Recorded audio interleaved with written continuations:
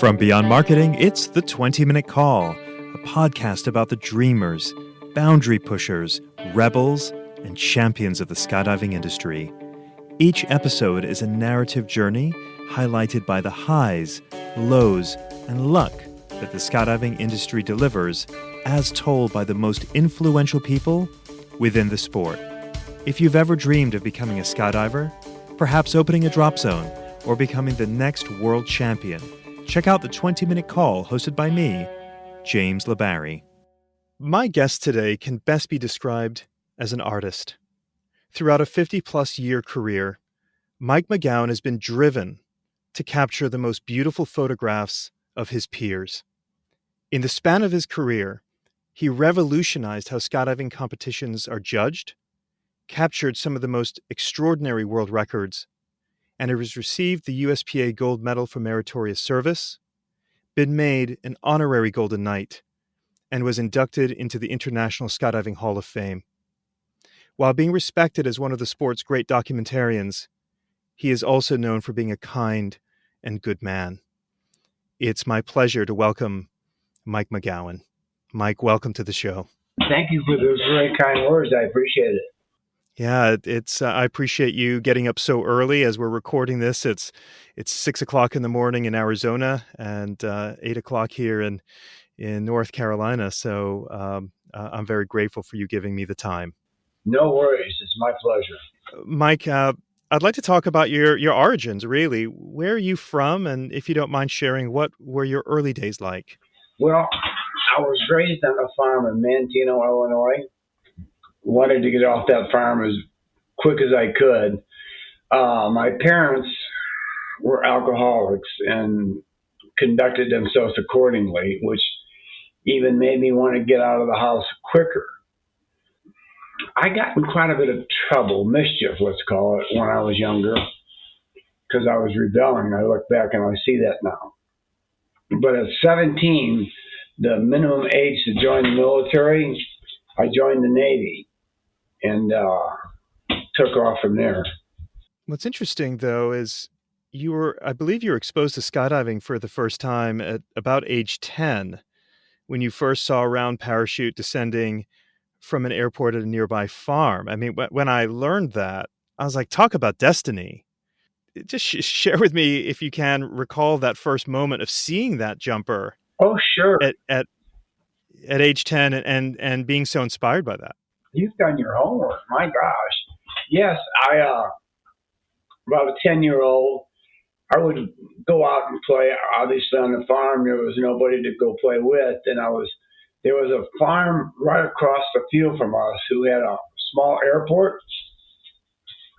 And I heard this airplane climbing and climbing and climbing. And all of a sudden, a dot came out.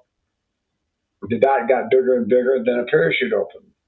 It was about 3/4 of a mile, and I shot over there to see what these parachutists were doing. And when I got there, the plane had taken off again. And everybody was really mesmerized because this guy was going to do a 60-second free fall. And at the time, they didn't know if somebody could live that long. I didn't know if he could breathe or anything like that. And of course he did. He did a 60-second free fall. He landed. His name was Dick Jamowski, who I would later work with in a steel mill. I always knew I wanted to fly, but that showed me the way that I could fly realistically, because I knew I wasn't going to grow feathers. And from that moment on, I was headed toward jumping out of airplanes. Amazing, as if, I don't know if you believe in destiny, but in lieu of you mentioning that your parents were alcoholics, which is, undeniably difficult. Was that sort of your escape? Did you look at that as, this is my way out of a circumstance, that even though you were so young? Yeah, really. I mean, as a young kid in a bad environment, you live in dreams a lot because the reality, frankly, wasn't acceptable. And so, yeah, I use that as a way out, as an escape. But when I saw the skydivers back then, I knew that I could dream about that. And that's where I was.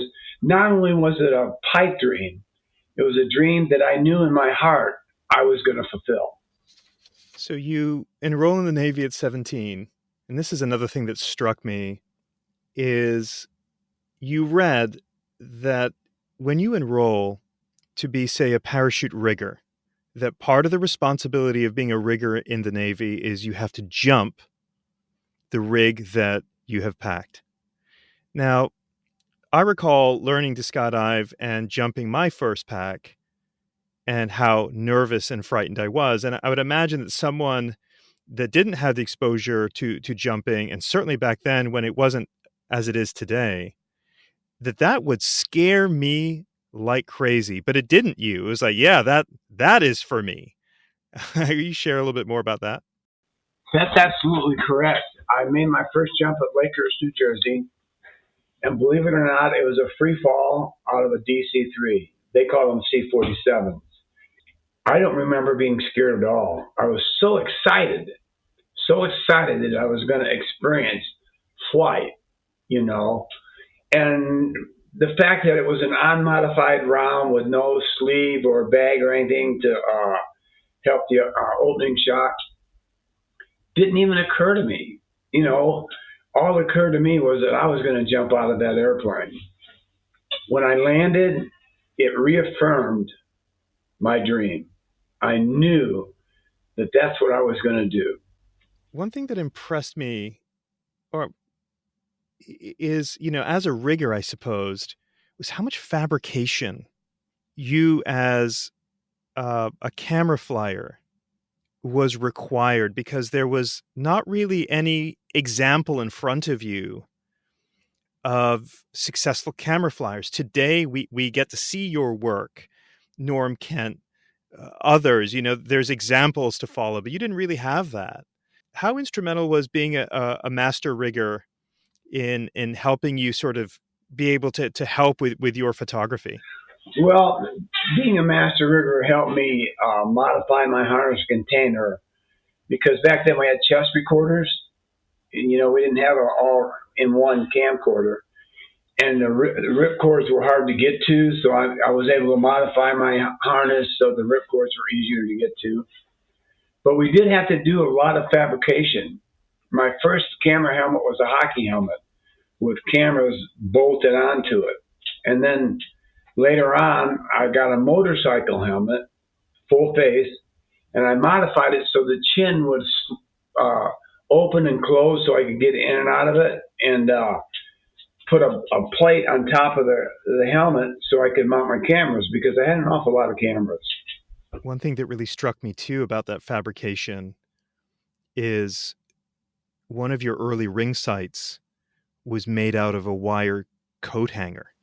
Yes, it was. It was a coat hanger. And I was at the Nationals in Muskogee, Oklahoma, and a friend of mine, Joe Smith, who I went to rigger school with and was stationed with, and we were dear friends.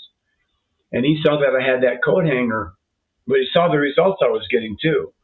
And even with the coat hanger, I was enjoying some success. And he says, Mike, you've got to do better than that. I'm going to send you a ring sight. So he sent me a ring sight, and it was night and day. Night and day. There wasn't any more estimations or anything like that. That ring sight told me exactly how my composition was and what I was sighting at. It really helped a lot. You made your first camera jump when you had 1,000 jumps. Most people today are in a rush to get 200 jumps and throw something on. But do you remember that first camera jump? Oh, yeah. But that's a little misleading. When I had about 600 jumps in California, I had bought a P37S film camera in Vietnam. And when I came home, I would take it up in the air with me, and I would take a picture, or I'd fly up to the subject, take a picture. And you got to remember, relative work, an 8-way was the largest formation in the world. So relative work was not dialed in at all. But I'd fly in, I'd take a picture. It had no motor drive, so when I cocked it, I would go out of position. And so then I'd have to get back in position and take the pictures. And I don't consider that a real camera jump, but it was, if that makes any sense. And I got a few good pictures, but it wasn't satisfying my urge to do photography. The way I got my first camera to mount on the helmet was I quit smoking. And I took all the money that I would have spent on cigarettes, which was 4 packs a day, and I put it in it was crazy. If it's worth doing, it's worth overdoing. And I was crazy, but I put all that money in a can. And when I got enough saved up, I bought my first camera to mount. I was working for Meritorious Service. And on my brakes, I would mount it on my helmet because they had all the tools. I didn't have the tools to do that. And so my first camera jump was at Decatur, Texas. Surprisingly enough, I got some good pictures. And this was without autofocus, without auto exposure, anything like that. We had to do what they call hyperfocal to focus. So you had to kind of know your distance from where you were going to be. When I got my first pictures back from the photo lab, there I knew that, I had a very strong inclination towards free fall photography. But after that, that's all I wanted to do was free fall photography. It became an extreme passion for me. It was a passion for me to finally belong. And being an alcoholic, I had never belonged before. An alcoholic can be in a room full of people who really like them, and they feel like they're all by themselves. And so it was the first time I felt like I really belonged. I felt like I was doing what I was supposed to do, and I wanted to do that, and it was okay. I didn't have to feel guilty about it. So it lit my life, lit my fire, got me going. Eventually, it caused me to sober up, too, because it was getting away with my free fall photography.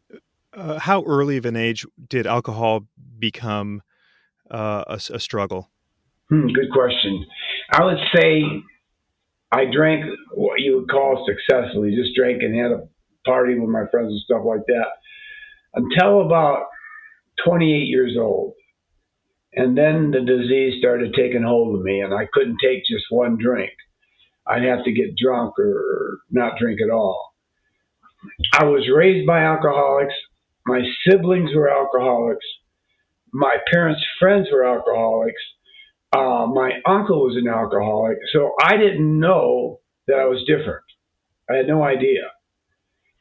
They all died by alcoholism too, by the way. But I was lucky enough to be considered important enough by my higher power to guide me to things that would help me sober up. And once I sobered up, free fall photography took off like crazy. I was able to pursue that without any chains dragging me down. I have been acquainted with friends who I've really cared about who have battled alcoholism, and the particular person I'm thinking of lost their life to it. And it's a really hard disease to break from.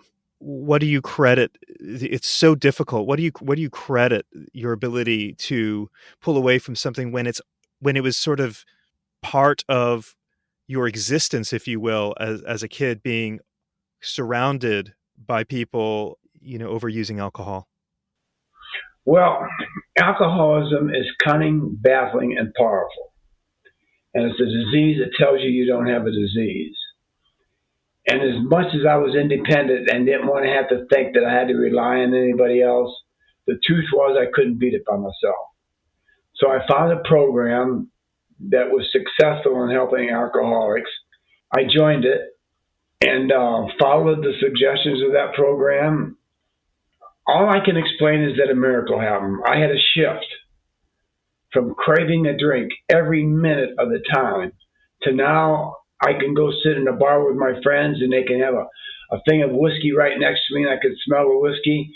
And I don't even think about having a drink, So after 40 years of sobriety, which is 40 years of miracles, I'm living a good life.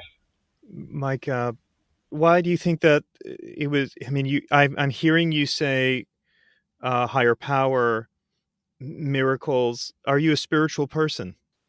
Oh yeah, yeah, to a great extent. I won't go into it because it could get really, we could take off on that. But yeah, I believe in the power of the universe, the power of a higher power. I believe in karma like you wouldn't believe. One of my favorite sayings is, we are alive to honor one another's existence. And that's my philosophy. And it served me very well. Today, for the most part, when I look in the mirror, I like who I am. I can really look at somebody and say, hey, I'm glad I'm me. And it's from living a spiritual life, from honoring each other's presence. It takes you out of yourself because alcoholism is a selfish disease, and we have to fight that all the time. If you're a DZO or DZM listening to this podcast and you're not using Burble, I've got a question. Why not? If the reason is price, what's the cost of your time? Other booking and manifest softwares are a one-size-fits-all. Burble was built from the ground up by a DZO for DZOs to maximize efficiency. Now, isn't that nice? There's no software that compares. Choose Burble. Burble. Mike, part of what I admire about you and why I wanted to talk to you today is I have observed you for a long time. I've been in and around the sport for over 20 years. If I didn't know you personally, you've always been very well built and very fit. And you're a good-looking man with, a striking beard and a good, healthy head of hair. Sir, you have good hair. But so your exterior is tough. And if I don't know you personally, I might be a little intimidated by you. And then I find that you are a gentle, kind man. And the reason I wanted to speak with you today is because it takes great courage, I think, to be transparent rather than playing a role saying, this is who I am. I'm a recovering alcoholic, which to me means, there's strength in vulnerability. And that to me is, I love your work, but when I think of you, I think that's what I admire the most. Thank you. I mean, in truth, someday I'll quit photographing and my work will be, I think it'll still live because it's on many people's walls, et cetera, et cetera. But it's not our performance in life that is your true measure. It's your behavior. And of course, you want your performance to be good. But if your behavior has to suffer for that, then it's not worth it. Being the kind of person that you would like to be is really important. You had mentioned that I was really fit, and I was. I worked out every day, ran 4 or 5 miles with my dog, but it wasn't so I could intimidate people or anything like that. It's that my profession, when I go do a documentary of a boogie or something like that, you worked 16 hours a day. And I mean, you worked, you just didn't hang out. And I knew that if I was tired, I didn't perform as well. So if I was physically fit, then I could perform at maximum capacity. I mean, before I go do a boogie like the World Free Fall Convention or something like that, I'd go into training for 6 weeks. So when I got there, I was ready to get involved in it and get into it, and being tired wouldn't get in the way of my work. Mike, there's a handful of folks like you where there are photographers and then there are artists, and where the level of commitment is on another level. When you say, I went into training for 6 weeks in preparation for the World Free Fall Convention, who does that? Most of the mentality of the majority of either this, obviously the attendees are there for a good time, but for those it's a big party, right? But to look at the World Free Fall Convention as an opportunity to have that canvas and being ready to be in your your best self to capture that speaks to how serious you took this craft. Can you expound on that?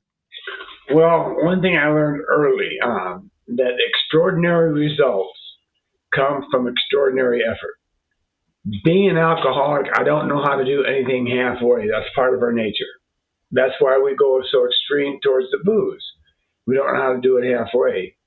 And so I took that energy that I wasted on alcoholism and I applied it towards my photography. Skydiving and photography literally saved my life because it gave me an avenue to channel all that energy that otherwise would have been destructive. And it was such a gift. I mean, skydivers are my heroes. They made a sport out of an emergency procedure. And to be able to go film them and be accepted and even appreciated by people that you look up to because of your photography is an enormous gift. It's just something I had never dreamed of in my earlier years. Mike, one of the major impacts that you made on the sport was, I don't even think skydivers today can even grasp that competition used to be judged from the ground using telemeters. Mm-hmm. I don't think many people even today have seen a telemeter. That's correct. Which is essentially, like an incredible telescope. And I suppose judging was happening in real time. You probably didn't even have the benefit for it to be recorded to go back and look. Am I correct in saying that? You're correct. Yeah, they would count off the points and somebody would be writing it down next to them. Wow. I can't imagine how much aggravation has happened by, having to make such quick judgments in judging. But needless to say, really, will you share the story of being at the U.S. Nationals and at Z Hills? Maybe it wasn't the Nationals. Maybe it'd been a turkey meet. But at Z Hills, will you just share the story of how it came to be where judging started happening by way of you capturing four-way from above? Oh, yeah. When I was living in DeLand, we actually shot four-way so they could have something to judge by their performance and make adjustments accordingly. And that was in its infancy. And there was only a couple of us that could do that. So then when I moved to Zephyr Hills, I think it was the Easter Boogie. They had a 40-way competition. And they were judging it by telemeters. And clouds rolled in enough where we could jump, but the angle wouldn't make it okay for the telemeters to see what was going on. Sandy Williams, who was such a dear friend of mine, was judging. She was the chief judge, and George Cabeller was the owner of the drop zone. George wanted his airplanes flying. They weren't flying, they weren't making them money. And so Sandy says, why don't we send Mike up and he can record it with video and then I can judge it that way. George didn't hesitate. It was going to get his airplanes in the air. He didn't care if it worked or not. He just wanted to get us flying. And so I went up, flew video, judgeable video for the 40-way. And then Sandy went over the video and judged it and scored it accordingly. And so there was about two other videographers there who had their heads on their shoulders. And I thought, I can teach these guys to do this because they were doing pretty good video. And so I took those two, coached them very quickly because we didn't have a lot of time. And the four of us, because Pink was there too, we flew judgeable video to get this going. And it worked nearly flawlessly. One guy, his name eludes me right now, fell on a formation.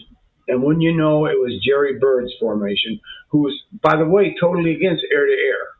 And so when we got down, Jerry was having a fit. And Sandy and George settled him down. He says, you get a free re-jump, and we'll go up there. Bergie was his name. So I had Bergie go up and reshoot that again. But I went with him just to make sure that we had the judgeable video because I knew what was at stake here. I knew that a new way of judging skydiving was being born, and I had to make sure that it came across as flawlessly as possible.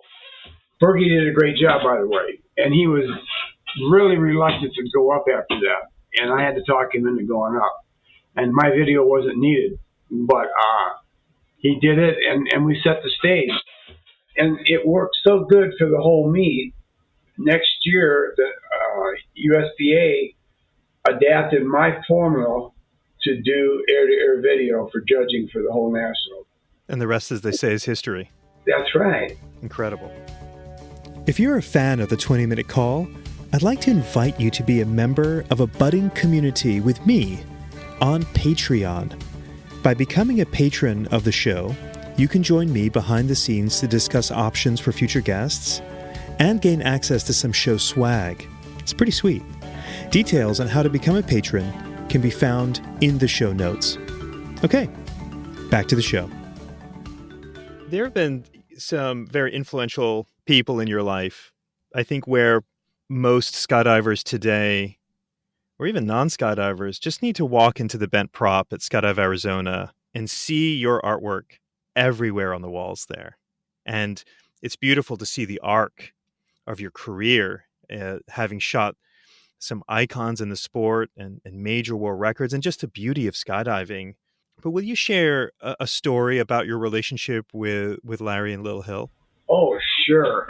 I'd done some projects for Larry when he had Coolidge, doing documentaries for his Halloween Boogie, and it came out right. And Larry and I got along right away.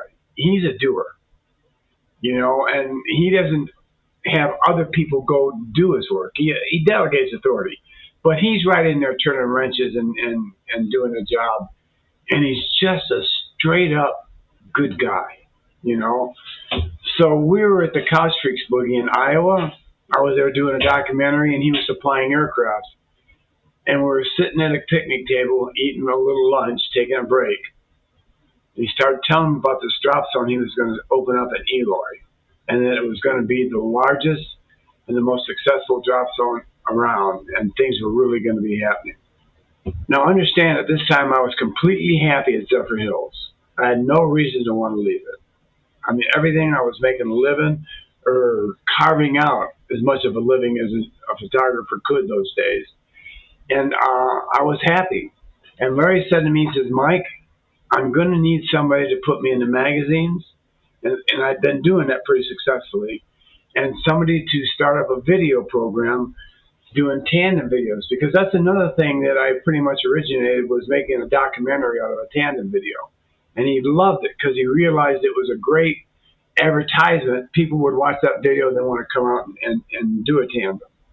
He says, and I'd really like you to come out and head up that program.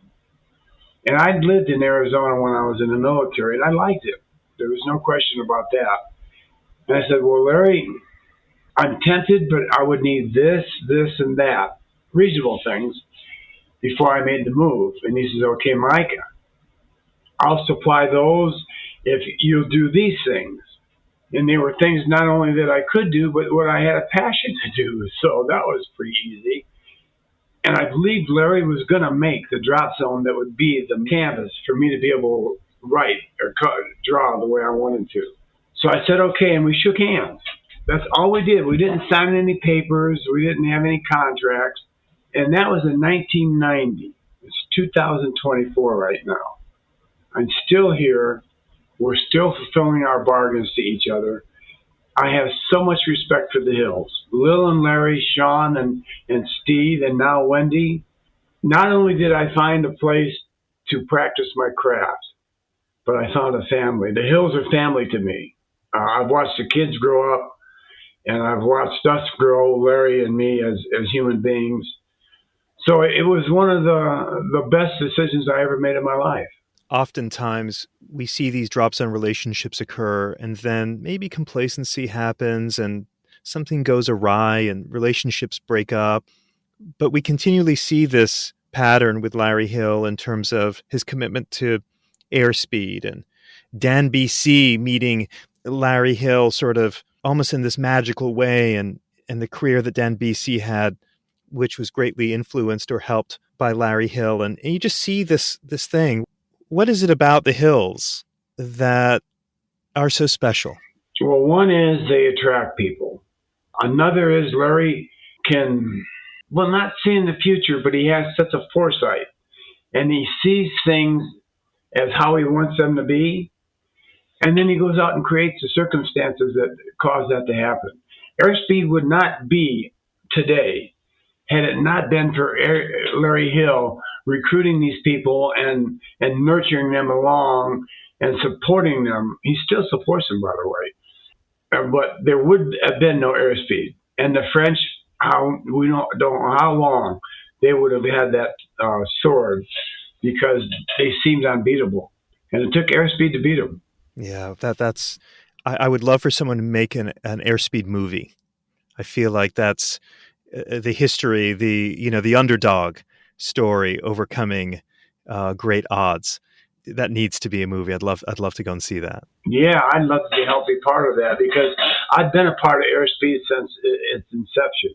I know every one of the Airspeed members that have come through the years. Some of them I call dear friends. The present Airspeed team is one of the best I've ever seen. Their dynamics between each other is amazing. They are approachable, so people can approach them to learn.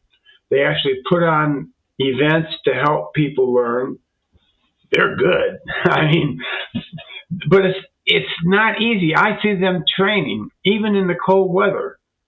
They're up there training and working their heinies off so they can be as good as they are. Amazing. Let's continue talking about you. I believe you got your first cover on in maybe it was Parachutist. I'm not sure if it was Parachutist or the first cover was in Europe first, but it was around 1985. Can you share the experience of, or take us back to when you first got your first cover with Parachutist and what that meant to you?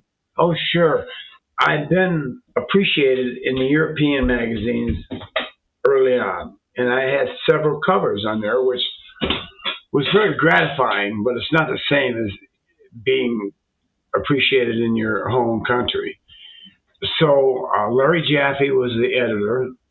I'd been sending pictures in like crazy. I actually got a centerfold before I got a cover. That was really lit my fire. I got a taste of that. And then several months later, I got a cover of, I think that was 1985. I got my first cover. Could have been 84. I've got the cover on my wall, but I don't want to get up and go look at it now and interrupt this. But it was 1984, 85. And again, it struck a hunger in me that I wanted to get as many covers as I could.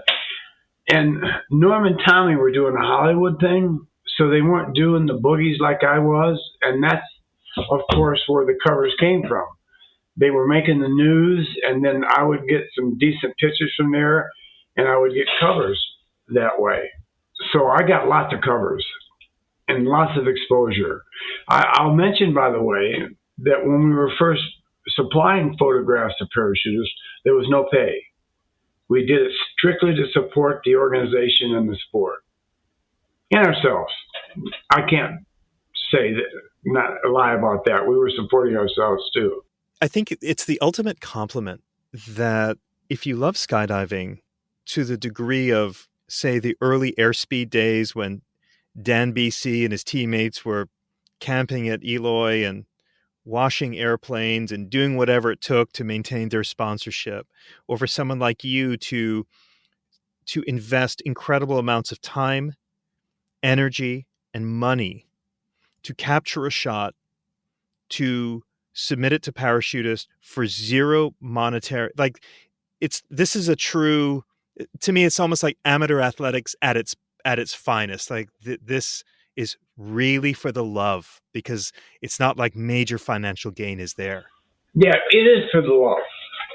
Absolutely for the love. And I'll touch back again. Being an alcoholic, I always felt separate from everybody else. And that made me feel a part of the organization. And it allowed me, all my covers in that weren't of great skydivers. I jumped with everybody. Like I said, anybody who jumps out of an airplane is my hero. So I was able to put some skydivers who weren't well known on the cover of the magazine, and their joy about that was contagious. I loved doing that. I loved making superheroes out of the regular skydiver. Actually, there is no regular skydiver, but I think you get my gist. And so that was really important to work that way. Mike, if I may ask, how old are you? 77. You are very youthful, 77. It's hard to comprehend just the arc of your career from the 1960s up until really just the last few years, and still, as recently within the last couple of months, a cover on Parachutist, capturing Kurt Bartholomew coming across the pond. It's an amazing career arc. And amidst that, I do want to talk about a double malfunction you had in 1999 at Skydive Cross Keys. Golly. Man, I mean, Yeah. Scary stuff. Do you mind just sharing that experience? No, not at all. I was at Cross Keys to set up a video department for the drop zone. So I was filming a lot of tandems because I had to set the stage and set the example for the videographers that I was training. And plus I had to make some money. And I was filming a tandem. They opened. Thank God they opened at around 4,500 feet or 5,000 feet. Maybe not thank God, because it gave me a lot of time to think about it. But so after they cleared, I threw my pilot chute out and it sat there and towed. And I did everything I could. I couldn't reach back there because one thing when you're physically fit, you do lose some movement. So I was hitting it with my elbow, hitting the container with my elbows, and it still wouldn't let loose. So I cut away and I dumped my reserve. The instant I cut away or dumped my reserve, it took pressure off the main pack, and the main came out too, almost simultaneously. And the left main riser hooked on my reserve slider. And slowly but surely pulled that slider all the way back up to the keepers, and then spun my canopy up where I had about a cell and a half grabbing air. At that time, I knew I was going to die. I was wondering if it was going to hurt, but I knew I was going to die. It's not that I'm not afraid of dying, but I'm at peace with it. So that wasn't what was going through my head. Oh my God, what's going to happen? What's going to happen? It's just I was really worried about whether it was going to hurt. I was just over the edge of the tree line, and I went into the trees, and they slowed me down enough to allow me to live. But boy, I hit hard. Oh my gosh, I hit hard. And they air vac me out because I did go in that bad. And turned out nothing was broken. Everything was sore and bruised. I think my eyeballs were bruised. I hit so hard. I was 3 weeks before I could jump again. But there again, it was divine intervention that saved my life. When we exited, we weren't over the trees, and the wind blew us over the trees. And then where I landed, there was within 10 feet circle around me, there was a bunch of trees that had been cut down to about 8 inches high. And I landed in the only circle where there was none of those trees. In fact, there was a bunch of pine needles that was causing me a little bed. 5 feet this direction or 5 feet that direction, I've been impaled. I think that it just meant that God had something for me to do. I still don't know what it is, but I think there's a purpose in my life of something I'm supposed to do to help out my fellows. Did that change you? Because you should have been dead. You've been given this bonus time. Do you just pick up and go, whew, thank goodness, and you move on, or does it change your way of thinking or your perspective? Change the way I think. I enjoy every day to the max because I experienced firsthand that it can be your last day.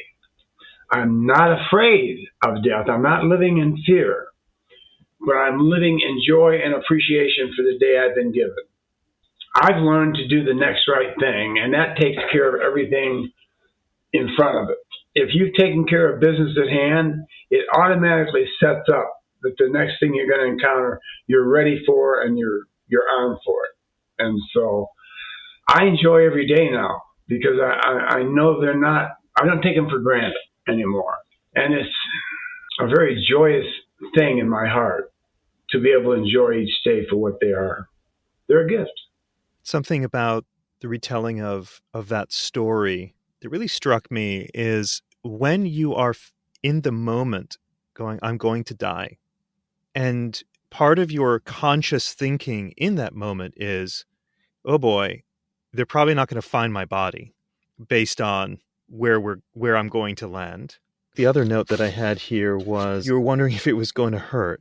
Yeah. I mean, that's a lot of conscious thinking. It's an interesting way of thinking at what you think is going to be the very end. Why do you think your thinking is that way in that moment? My spirituality, I don't lean towards one religion or the other. The Tao Te Ching, I think, is beautiful. Buddhism, I think, is beautiful. I think there's some beauty in Christianity. And so I'm at peace with that pretty much, especially at my age. At 77, you know you've lived longer than you're going to live. I'm at peace with that. And when I was going in, I felt that when I died, I was going to go to a better place. So that wasn't what was scaring me. What was scaring me is that I thought maybe it was going to hurt. And I thought, damn, I hope it don't hurt too bad, because it wasn't like nothing over my head where you instantly die. It was I had enough over my head that I might live for a few seconds before I died. And the part about the trees was, I don't know why, you think crazy things when something like that was happening. I was over the trees, I realized, and I said, now they're not even going to be able to find my body because I'm not. What sense does that make, you know? But it's a funny thing, the way you think. Yeah, it's fascinating, you know, to sort of stare death and, you know, no one really knows what they're going to think in that moment, and to have the moment and to live it and to recall it. Yes, I believe there's divine intervention. The fact that you didn't break a bone is miraculous. Absolutely. That is incredible. Absolutely. They thought I had broken a bone. They did MRIs, of course, when I was in the hospital. And they saw a crack in my back. And they says, your back is broken. They were getting ready to fit me for a body cast and everything like that. And I had a friend who was a radiologist, and she was at Kroski's at the time. And I had the results from the MRI and that. And she read it, and she says, your back has been broken a long time ago. This is not a new break, because a new break would have small particles of blood around it, and there's none there. So she told me when I went back to the hospital, the VA hospital, to mention that to them. So I did. And, you know, you never know. They're going to maybe get angry at you because you think you're telling them what to do or that. But they were incredible doctors. They said, well, let's go take a look. And they restudied the MRI, and they came back and they says, you don't need a body cast. That's healed. So you're okay. Wow, that's extraordinary. This podcast is sponsored by Beyond Marketing, the digital marketing agency for the skydiving industry. Now, I'm not a fan of lots of ads during a podcast. I mean, who likes ads? So I'll stop talking about how marvelously wonderful Beyond Marketing is. But if you're curious about what the amazing people at Beyond Marketing do to help drop zones and manufacturers thrive, then you should check out their website at dropzone.marketing. That's dropzone.marketing. Mike, when you think back on your career, is there a moment that jumps out in your brain like, yeah, that it brings a smile to your face? Well, I'd interacted with a guy here at Eloy who was having trouble with drinking. And I didn't try to push him. You never tell a person they're an alcoholic, because they will reject it and they'll go the opposite direction. But I just shared with him my experience, strength, and hope. And he was a good kid, just that he was an alcoholic. But he wasn't really sure that he was an alcoholic. About 8 months later, maybe even a year later, I got an email from him saying that he'd been sober for 6 months. He knew he was an alcoholic, and he was on the right track to staying sober. I mean, it almost puts tears in my eyes when I tell you this, because when you're able to do that kind of good, you've got been given a gift to help others. Mike, I anticipated that you would tell me, yeah, I was on this jump or when I did the 300 way, or it wasn't even anything to do with skydiving. And I think that speaks volumes about you, sir. That is amazing. Let's talk about some of your honors. You've received sort of what I consider, and no disrespect to other awards and honors others have received, but to me, you've considered sort of you've received the big three. You know, the Gold Medal of Meritorious Service from the USPA, being made an honorary Golden Knight, and certainly being inducted into the Skydiving Hall of Fame. You mentioned when you received the gold medal, it was at the Nationals at Paris. That's right. And you received it in front of your peers. And what stood out to me is you made the comment about that saying you felt accepted. And it meant so much to you as you got a standing ovation. What did that mean? Did you not feel that you were accepted despite having this incredible career arc to that point? I was overwhelmed with love. I mean, there's no other way to put it. I was overwhelmed with love, and I felt it coming from that crowd, especially that standing ovation. It was one of my most incredible moments of my life. Again, until not that long ago, I had a low thoughts of myself. You know, I thought I always think how I could have done it better, and that I'm not really quite measuring up. Although I've been given external proof from all these awards and everything like that, and these publications and the admiration I get from my fellow skydivers, I still felt like I was lacking. And I think at that moment, when they gave me a standing ovation, for the first time in my life, I didn't feel like I was lacking. They spoke from their hearts when they stood up and applauded me, and I felt it. You say until recently, you've come to accept and love yourself, if you will. Yeah. You like the person you're looking in the mirror. What was it, if you mind me asking, that allowed you to have that self-acceptance? The night at the Nationals, when I got the Meritorious Achievement Award, certainly did a lot. I mean, I think it was like a turning point for me. Aha! They really do love me. It isn't because I'm a photo credit in the magazines. My peers, my heroes, cared enough to stand up and applaud for me. I mean, that was a turning point for me. Recently, or last year, there's a picture of you being literally knighted. Mm-hmm. You are bent on one knee, almost in reverence, your head is down.